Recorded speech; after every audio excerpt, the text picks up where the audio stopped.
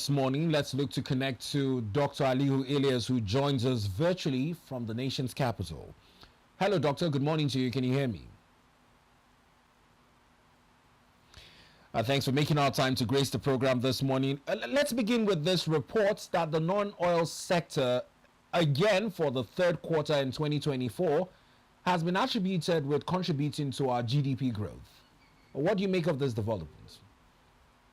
Right. So when you say non-oil sector, it's a good news that our oil is giving way to other areas of businesses. But however, when you say non-oil sector, we should all know that we are actually dealing with service sector. And if service sector is giving us this level of contribution, how about industrial sector? How about the agricultural sector? How about mining sector? How about that sector that's supposed to take the lead? So it is not a good one that we have service sector leading in this contribution to GDP. Now, year on year, there's the comparison of this being the second year in a row with the 3.8% increment for what it was in the last quarter of 2023. It may seem as though this growth in GDP is not reflecting the actual drive to change Nigeria to a manufacturing economy other than an import dependent economy. Is there any step that can be taken in repositioning our economy? Exactly. That is just my analysis that for us to galvanize and make people make a better economy, to increase people's per capita income, and for it to reflect in Nigeria economy, we must take it away from portfolio business. You know, when we say service sector, we are strictly referring to banking, insurance, information, telecoms. These are the sectors that are actually driving the economy, and these sectors are too portfolio in nature to bring about development. So until we have a manufacturing sector that will engage people more, until we have agricultural sector that will engage people more, until we have industrial sector that will engage people more, that will now reflect and make many of their value chain. That's where we can expect to see a particular difference. If we continue on this trajectory, it may not reflect on people. It should just be service sector. So imagine if we said in insurance, in stock exchange, we're having more income there. But in the real sector that can really transform Nigeria economy, we are not. So until we focus and make sure that agriculture and industrial sector takes the lead, that is when we can actually see the real benefit of having a better GDP. No, but we've also seen in recent time the trend of more industries closing shop. The report in the NBS report is also that there's been a decline in the industrial sector by 2.0%. Is this entirely owing to government policies, or what can be done to engender industrial growth? Right. I think it's all driven. We can also look at it from government perspective, because if government is doing the needful in terms of that sector, it will make a lot of meaning. Most of us were very happy when in July 2023, when President Bola Ahmed Tinubu declared state of emergency on food security. We were thinking, yes, it is time for agricultural sector. It's time for a better supply chain. It is time to galvanize. It's time to enjoy more, until we have not seen the reflection of it. So until government is intentional about the policy, we can appreciate government for a mining sector. If at all, we believe they are still coming up. We have not actually seen the result, but it's a good direction. So we want to see that in industrial sector. You also recall that there was a particular time that most manufacturing sectors are even saying that they have what is called unsold. What brings about unsold is because people do not have purchasing power. So until we make sure we find our way on whereby we can actually help all this manufacturing and agricultural sector to engender development, we must have all-round season farming. And how can we achieve that is through irrigation. And that's why when President declared the state of emergency, we are thinking they will go in that route to make sure that we have a development in those sectors. Now, the Statistician General of the Federation, Prince Adeyemi Adeniran, also talked about petrol refining as one of the key indicators, and he was complimenting the policies of President Bola Ahmed Tinubu that has allowed for the coming on board of Dangote refinery and the revamping of the Port Harcourt and Warri refineries. What do you make of his comments? Right. I think without non-meeting words, Dangote refinery is a blessing to Nigeria in terms of balance of trade, balance of payment, exportation, reduction in importation, and a whole lot, even in forex. So it's a positive one for us, and we appreciate that. So Statistics General is correct that because if you look at the analysis, I think that actually bring more to it. So, and that's why I said we must do it all round. If we focus on one sector, that developing the other sector, it may not bring about what we actually want. So I think it's a good one that we'll have Dangote, and we have not fully seen the benefit of Dangote refinery. I think maybe by the next quarter is going to reflect more, and we'll see the benefit. And that's why we must also continue. Recall that we have other one coming. I think WA is also coming up. I wouldn't know if it is this 2025. We also have other modular refinery. We must galvanize. And for me, I think NNPC that is still coming up, NNPCL refinery. I think it's good that we have Port Harcourt refinery and Warri refinery. However, I also want to see importation of PMS to an extent so that to have a balance of competition. Now, the second point in the news harping on how much the service sector has contributed to GDP with over 57%, saw a commissioner in Lagos State talking about how Lagos has a thriving service sector economy. He says in 4 years, Lagos has been able to raise its GDP from 21 trillion naira to 41 trillion naira. The big question in regards to this comment is this replicable across Nigeria, is only particular to cities like Lagos? I think it's particular and peculiar to Lagos because most service sector, you recall, are domiciled in Lagos. Every headquarters of banks are in Lagos. Every headquarters of insurance companies are in Lagos. Every headquarters of PFAs are in Lagos.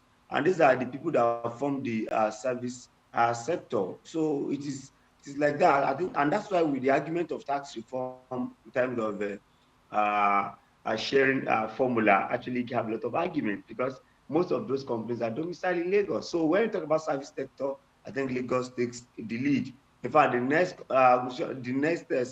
state to follow it will be Abuja, and it will be the gap will be very, very high. Now, in correlationship between GDP stats and the IGR of states, we continue to talk about the road to industrialization. Is it safe to say that the current state structures in Nigeria might not be adequately equipped for this road to industrialization owing to the peculiarities of major cities like Lagos and Abuja? Well, the fact remains that Nigeria is good at bringing about law, bringing about a different thing, but implementation is a problem. I don't see reason why each state should not contribute to the federal government.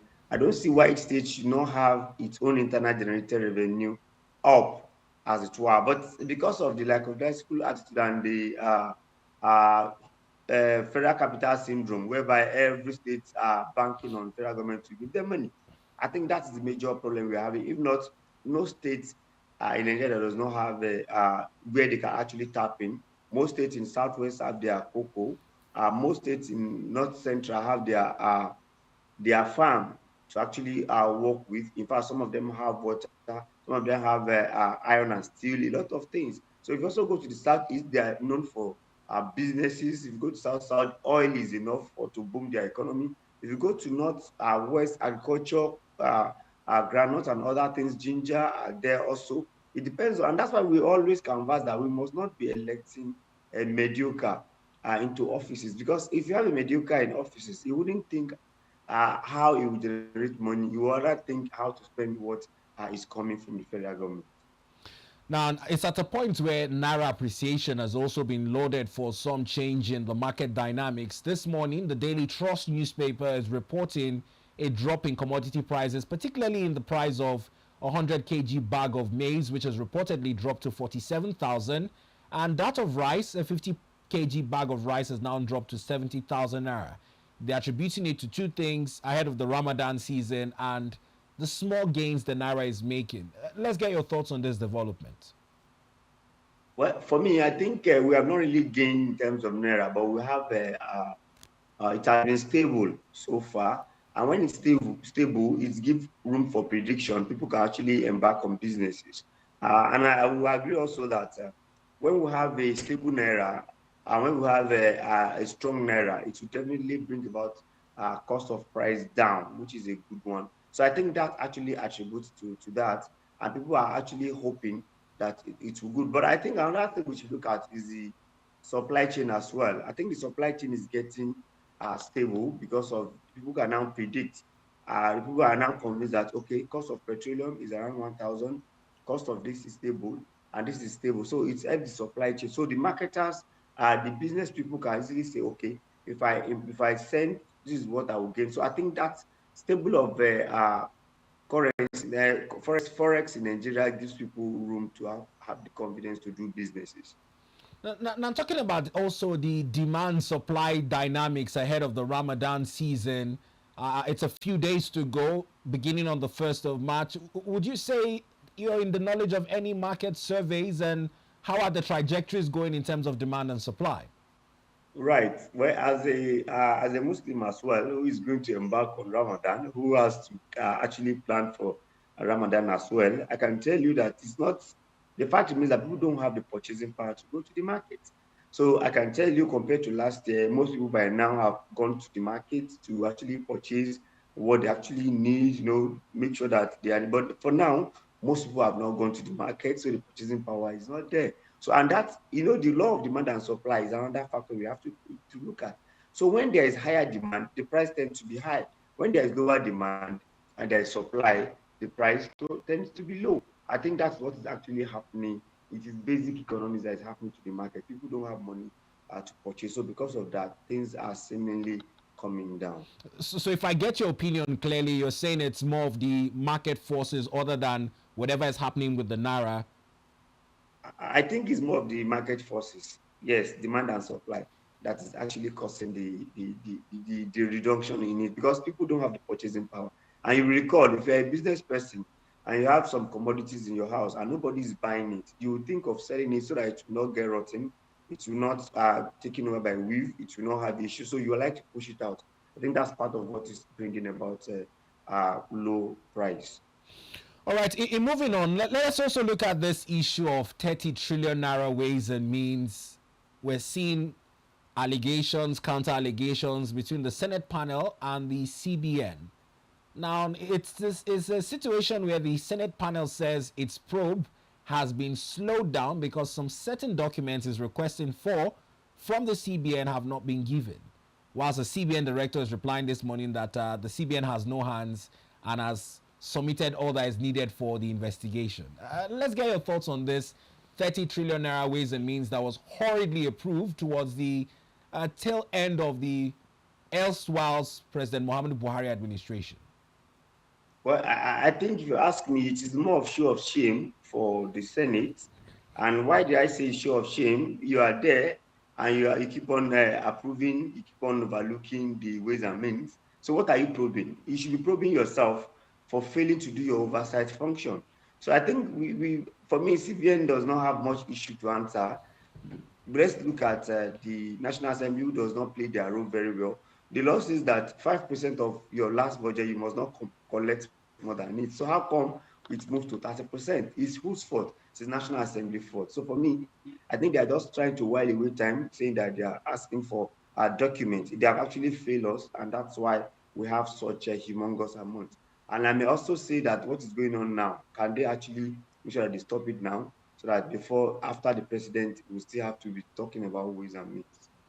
In credit to this administration, I saw comments from the presidency bragging about the fact that President Bola Ahmed Tinubu is yet to request for any ways and means, and his policies are turning around the fortunes of Nigeria. Let's get your thoughts on this. Is it indeed plausible that this administration has not tailored the line of the former in seeking ways and means from the CBN? But I think if you look at it from 1999 up to now, this administration have more money than any government. If at all, we have oil price not that boom like Jonathan era. This administration have been able to remove fuel subsidy, which is actually helping the federal government money. They have been able to float the naira. They have increased tariff everywhere that is possible. So they have much more money. So they don't have reasons to go and actually seek for ways and means. Even though it's not bad, ways and means is a legitimate way of getting money so that you'll be expending that money before the budget is approved. So it's not a bad thing to collect. So they shouldn't see it as what is actually a bragging right rather, but it's their responsibility to collect and make sure they return as and when due and collect within the law. Now, away from the ways and means, sticking with the Senate, another issue which is no news was quite dramatized and went viral across social media following the outburst by the senator representing Kogi Central, Senator Natasha Akpoti Udogwan. Now, yesterday during plenary, the Senate had referred the matter to the panel on ethics. Senator Adeyemi Adaramodu also talked about the fact that there should be a punishment for Senator Natasha.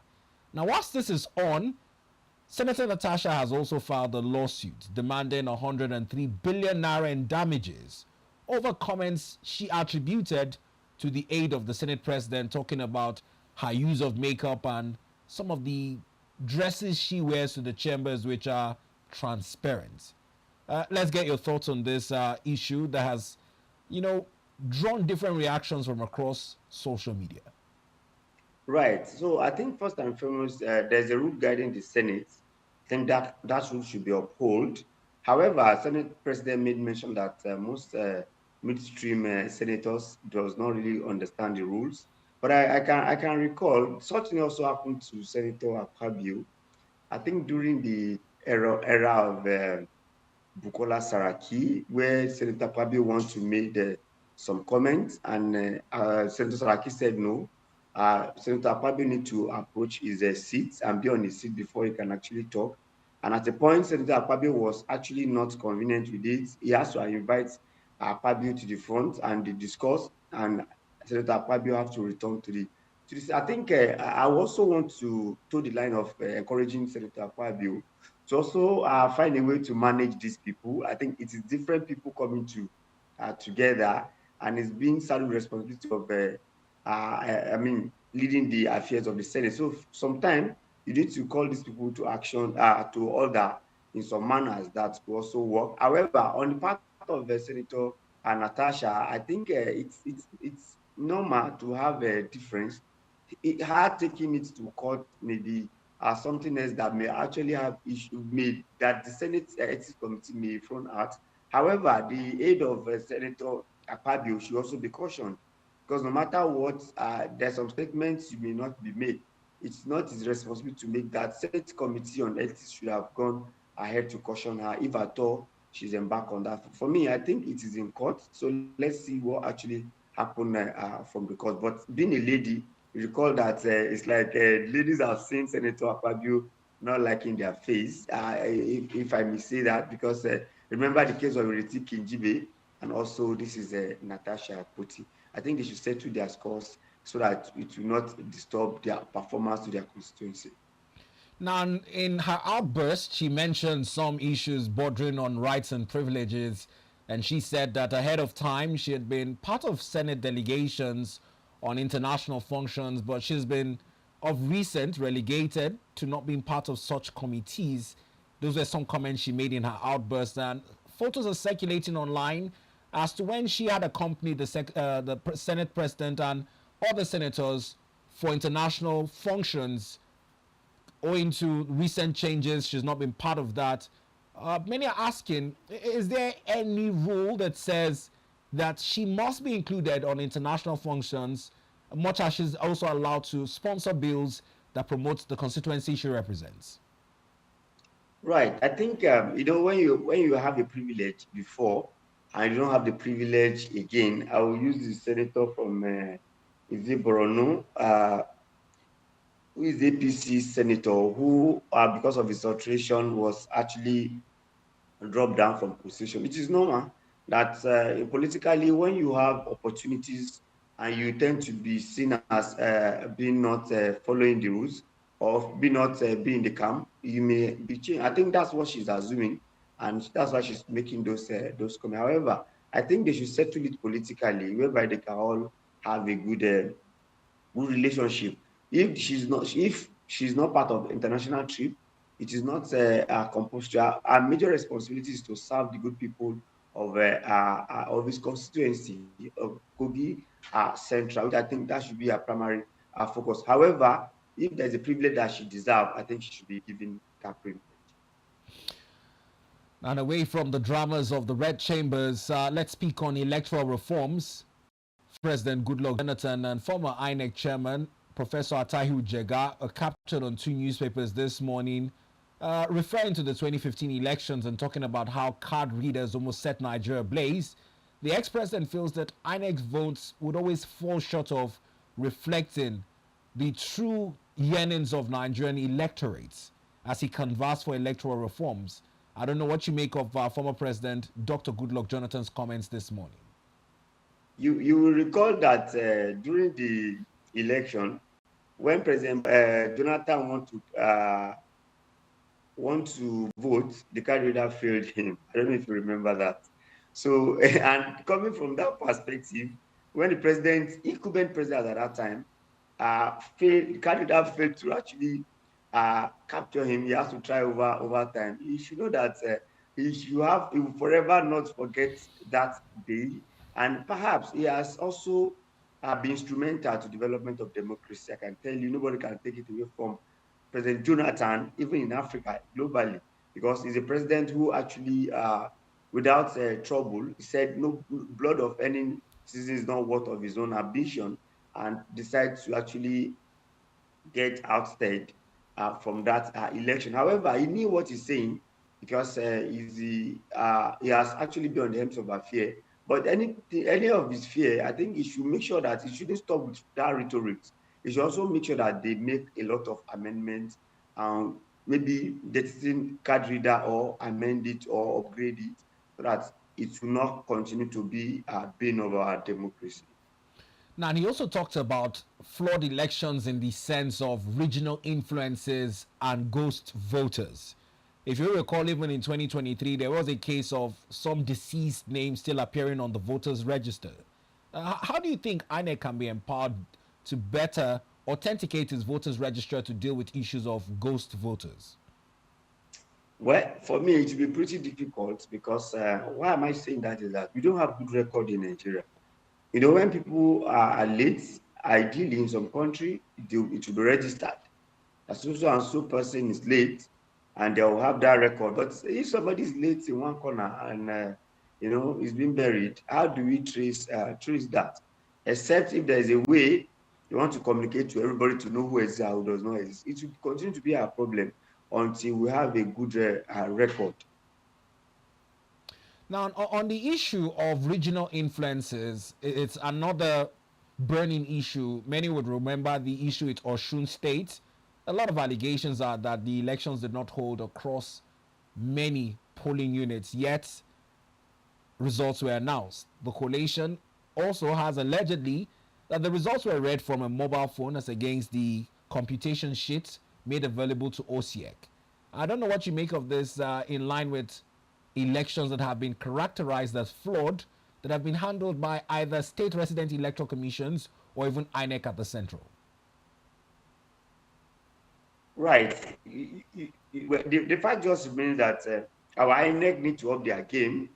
I must tell you, they have been improving over time, but we want them to systematically move. We've seen election in Ghana, we've seen election in Kenya, we've seen election abroad, whereby things are much more easier. I think we need to invest more in our logistics.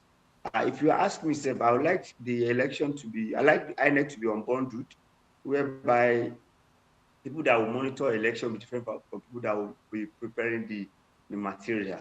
There's a way we can unbundle it so that it won't be too much job for INEC to do. In keeping with more news and issues to discuss this morning, let's move away from comments made by the former president, Goodluck Jonathan. Our next issue on the news is the Energy Summit 2025, talking about wooing foreign direct investments and tapping into Nigeria's gas reserves. Well, again, we've seen the NNPCL CEO, Miele Kyari, lauding President Bola Ahmed Tinubu, saying that his economic policies would woo foreign direct investments into our energy sector. Right. I think if there's anything we have in abundance, it is energy, unless we do not have a way to tap it better. if you ask me, I think there's a lot of investment opportunity in our oil and gas. There's a lot of investment in our petroleum sector, even with the new unbundling of electricity now in Nigeria. I think there's a lot of opportunity to invest in electricity in Nigeria. But the question is how enable it is. What is the enabler? What is encouraging people to come into Nigeria to invest? Because you will recall that to invest in electricity, it does not come cheap. And every governor, every state, every entity must start it before an investor will come and join us. So I think it's a good one that we're having an energy summit at this point in time to discuss a better way forward and to seek for much more investment, both from foreign and local investors. It's a good one, and we hope it will be fruitful and it will come out with a good result. Well, in wrapping up, we have less than a quarter of an hour to go. Let's talk about some of the political projections going into 2027. Yesterday, we saw the All Progressive Congress APC hold its caucus meeting, presided over by President Bola Ahmed Tinubu. Now, and off the back of that, the Secretary to the Government of the Federation, Senator George Akume, is urging the Northerners to remember the zoning formula, saying that any ambitions against President Bola Ahmed Tinubu in 2027 from the North should be laid to rest. What do you make of this call from the SGF? Right, I think SGF is in its right sense saying that, that it is an adage that whoever is giving hope is going to make sure he cultivates alongside his own self. He's a beneficiary, or would I say benefactor of this administration. So I expect him to want to continue being secretary to the federal government for the next is it 8 years, as it were. However, you should also remember that politics should bring about the best in us. So, but he only said no northerner should compete. Other southerner can compete. Peter Obi can compete. That's what it simply means. And other southerner who think they can do better than the current president should compete. I think that's a good one. But I think we should stop permutation concerning next 2027. For me, George Akume should focus on good governance and how they can actually do well so that Nigeria will have confidence in voting for them. If not, in the long run, poverty will be their opposition. If not, bad governance will be their opposition. If not, bad economy will be their opposition. They need to do more so that Nigeria can see reason why to vote them back. But then for Atiku, I think you cannot perpetually put yourself in the front to want to be the president. At this point in time, I think Atiku should find his way to support somebody else to actually move forward. Because imagine if Atiku and Obi came together in the last election and they jointly present one person. I think it should be a tough one for President Bola Ahmed Tinubu. If PDP does not get themselves right to actually come on board, to actually have a common front, it will be a problem. And it is laudable that APC is having their caucus meeting because they are known for not having their meetings. But now that they have come up having their meeting, I think it's a good one. We want internal democracy to grow. That would be a precursor for Nigerian democracy to grow. Now, notably absent at the APC caucus meeting was the former minister and former governor of Kaduna State, Nasir El-Rufai. He says he's still going to remain an APC member, but his attendance at NEC meetings or caucus meetings cannot be guaranteed. The presidency, particularly Chief Bayo Nanuga, is replying him this morning saying that he feels that he is aggrieved on having lost out on a ministerial nomination. Let's get thoughts on this back and forth between the presidency and Malam Nasir El-Rufai. I think El-Rufai is not a NEC member, and is not. I'm not sure he's a caucus member because he's not governor, and I don't think. But on his outburst, I think it's just normal for him to feel sidelined. You recall that he was the first person who said presidency should go to the south. You also recall that he's the first person who also said Tinubu who came out boldly, said I support Tinubu. I recall Tinubu even went to Kaduna that time, and Tinubu was telling him that he recognized his effort, he should not leave them, he should come and join them. But when the music changed and they said they don't want him, I think that's where the problem comes. But you cannot tempt people like El-Rufai not to talk because he has the penchant for that. However, for me, El-Rufai is a good enemy, is enemy that you cannot push away. So I will urge these governments that they can find a way to fix him. so that it will not continue to trouble them, because a troubled El-Rufai is a potential problem for this government. And how do I say so? So imagine if he team up with Obi, if he team up with Atiku, and they jointly bring a southern person, it's going to be a challenging thing. So I think they should find a way of managing him. I don't blame him. He has actually supported this government. Uh, in fact, openly, unlike other that are just hiding, he openly supported them. So he deserves to be considered and to recognize. And if he's asking for that, and you could see his fight with Ribadu, I think, Ribadu asked people to be his ally before. I don't know what actually happened. And he's accusing Ribadu of having an intention to become president. So it's a serious In issue that they need to 2031. manage very well. Yes, in 2031. And it's not bad for Ribadu to also position himself. It is democracy, and there is room for such agitation. So it's a good one, but I think they should manage El-Rufai outburst very well so that it won't Now, degenerate. Malam Nasser El-Rufai also granted a TV interview where he also put into question some of the activities in the National Assembly. Most Nigerians were crediting the National Assembly for standing down his nomination over issues bordering on security reports and whatnot. But in that interview, Malam Nasser El-Rufai said that credit shouldn't go to the National Assembly but to President Bola Ahmed Tinubu, who he said directly intervened with his nomination. I don't know what you make of this based on the separation of power ideologies. Over time, the Assembly has been dubbed rubber stamp, but the 10th Senate was giving credit up until this interview surfaced. In line of this interview, does it change your opinions being shaped on the separation of power and the screening and nomination process for the emergence of appointees in the presidential cabinet? Well, I want to tell you, sir, that I agree with Nasir El-Rufai in his conclusion, because the presidency have their own way. And you recall during the debate, there was a kind of recess.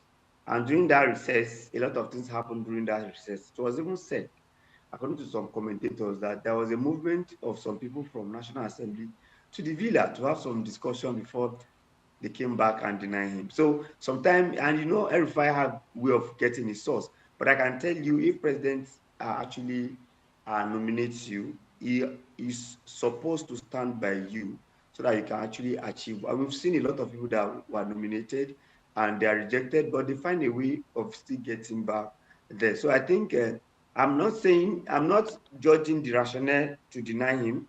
I'm not also saying that it's too big to deny. What I'm saying is that there's an element that presidency also do not want him to actually be there. If they want him to be there, that would have been so easy. President can also speak with some people in National Assembly to find a way to really make him there. So, but that is not the case. It's not too big to be denied. So you should also manage that not take it beyond normalcy. Well, in closing, there is another issue in the news, and it has brought into question the seventh House of Representatives, under whom the project for $490 million CCTV installation has now become a ghost project. Now, insecurity has reportedly ravaged many parts of the country, including gas infrastructures that were supposed to be covered by this CCTV installation. Now, it's shocking to say that even the ex-DSS boss is calling this a national embarrassment, but it's on the position of the disappearance of the contractor who was given this contract. Does it worry you that $490 million contracts can just evaporate in the Nigerian space? And we've had successive houses from the 7th now to the 10th, and in terms of even probing or investigating or calling for accounts, not much is being said. Well, I think our procurement is, and that's why if you don't have a good procurement process, it will lead to corruption. So get your procurement process right, and you will kill corruption. I think I recall it was during Jonathan also that those money were earmarked, and they built some of them. We could not see them functioning. So I think the assembly should get that procurement process correct. Now the contractor is said to be at large. The seventh assembly have failed to do their own part. For me, I think they should just move on, because for me, they will not get any result from that probe, because they have allowed to linger for so long. Imagine seventh assembly, and now we are in 10th assembly. That simply means about 9 years to 12 years. So I think it's becoming a ghost project already, but we should work on our procurement processes. Well, I must thank you for taking our time to review these headline stories. We're hoping that we can also revisit more issues on the news going forward into the coming weeks, and we're wishing you the best of the Ramadan period ahead as well. Thank you so much for having me.